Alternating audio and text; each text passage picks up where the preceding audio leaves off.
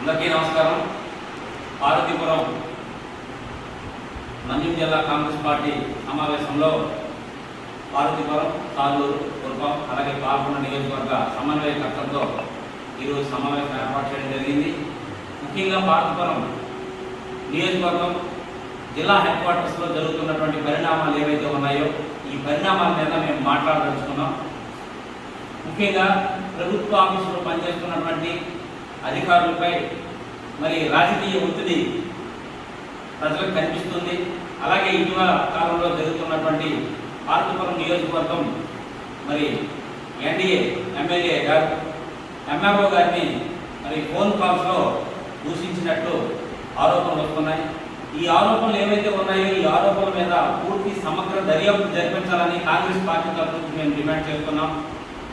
ఒక మండల మెజిస్ట్రేట్ మహిళా అధికారికి రక్షణ లేకపోతే ఈ నియోజకవర్గంలో ఈ పార్వతీపురం మన్యం జిల్లాలో సామాన్య పౌరులకు ఎక్కడ రక్షణ ఉంటుందని ఈ సందర్భంగా తెలియజేస్తూ అధికారుల ద్వారా పనులు చేయించుకునే పెట్టడం కావాలి కానీ జులుం ప్రదర్శించి భయపెట్టి వారిని అమాయకత్వానికి గురి చేసి భయభ్రాంతులకు గురి చేసి లేనిపోని ఆరోపణలతో మరి ఉద్యోగులను ఇలా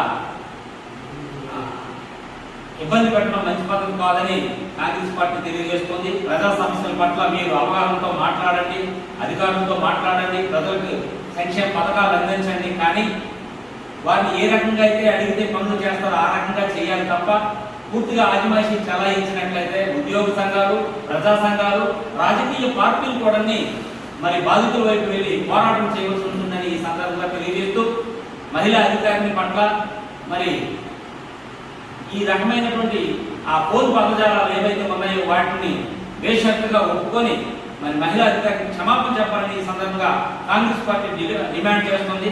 మరి పార్వతీపురం నియోజకవర్గంలో ఉన్నటువంటి సమస్యల మీద దృష్టి పెట్టాలి.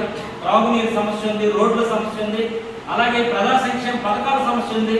వీటన్నిటి మీద కాకుండా కేవలం అధికారుల మీద మనం జులుం ప్రదర్శించి వారిని ఒత్తిడి గురి చేస్తే ఉన్నటువంటి అధికారులు కూడా పనిచేయకుండా ఈ జిల్లాను వదిలి వెళ్ళిపోవాల్సినటువంటి పరిస్థితి వస్తుందని ఈ సందర్భంగా తెలియజేస్తూ మరి మనం ప్రజాప్రతినిధులమై ఉన్నాం, అలాగే అధికారులు కూడా పనిచేయవలసి ఉంది. ఇద్దరు కూడా సమన్వయంతో పనిచేస్తే ప్రజలకు సక్రమమైనటువంటి పరిపాలన అందుతుందని ఈ సందర్భంగా తెలియజేస్తూ కాంగ్రెస్ పార్టీ ప్రజల పక్షాన్ని నుండి ఎప్పుడు పోరాటం చేస్తుంది. అలాగే ఉద్యోగ పక్షాన్ని కూడా కాంగ్రెస్ పార్టీ పోరాటం చేస్తుంది. ఉద్యోగ సంఘాల తరఫున, ప్రజా సంఘాల తరఫున మేమందరం కూడా మా డిమాండ్ తెలియజేస్తున్నాం. జై కాంగ్రెస్, జై కాంగ్రెస్, జై కాంగ్రెస్, జై కాంగ్రెస్.